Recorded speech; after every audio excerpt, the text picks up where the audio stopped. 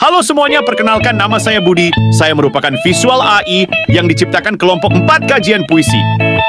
Di sini saya akan membantu kelompok 4 kajian puisi dalam menjelaskan materi tentang macam-macam pendekatan dalam mengkaji puisi.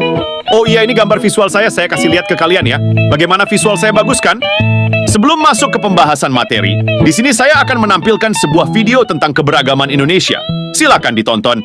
Enjoy! Ya.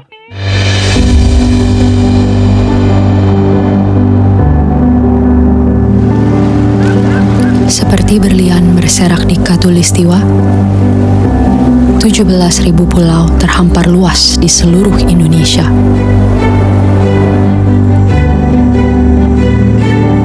Lebih dari 700 bahasa, 300 suku, beragam budaya dan agama,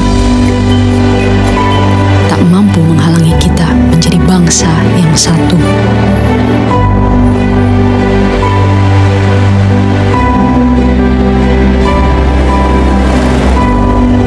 Pekerjaan besar memang untuk bisa melihat Indonesia dari mata yang sama dan bukan dari sudut pandang yang berbeda.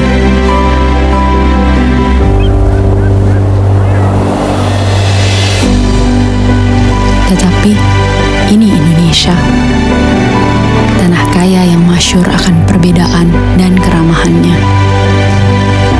Tanah lahirnya masyarakat yang terbuka dan memiliki daya juang tinggi.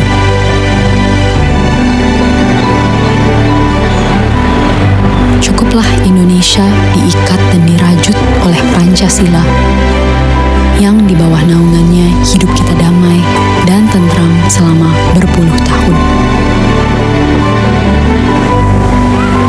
Mari beri Pancasila roh yang hidup, yang Bhinneka Tunggal Ika, yang walaupun berbeda, kita tetap satu, tetap Indonesia. Bhinneka Tunggal Ika.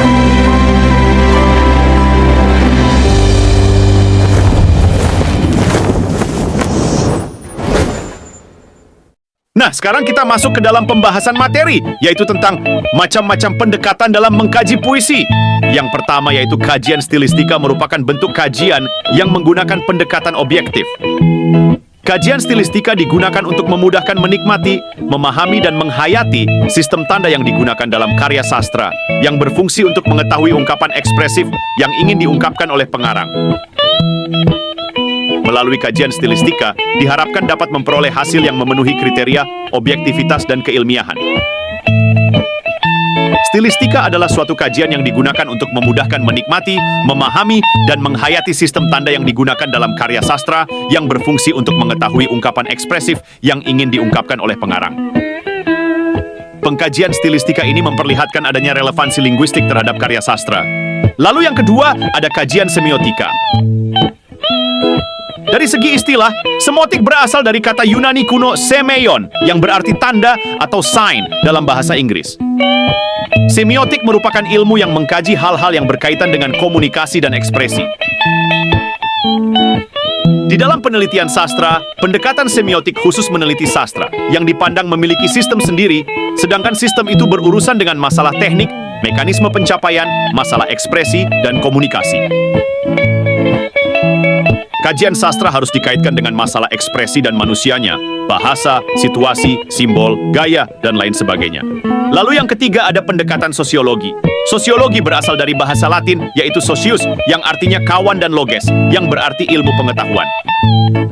Menurut Pitirim Sorokin, Sorjono Sukanto 1969, sosiologi adalah ilmu yang mempelajari hubungan dan pengaruh timbal balik antara aneka macam gejala sosial, misalnya gejala ekonomi, gejala keluarga, dan gejala moral.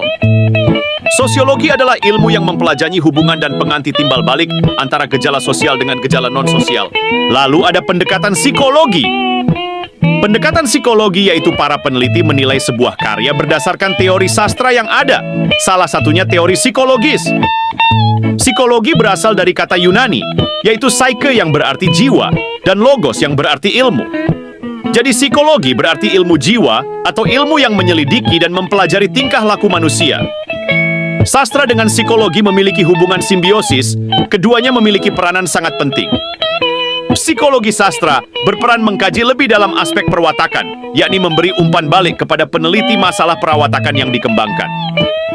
Selain itu juga sangat membantu dalam menganalisis karya sastra yang syarat masalah-masalah psikologis.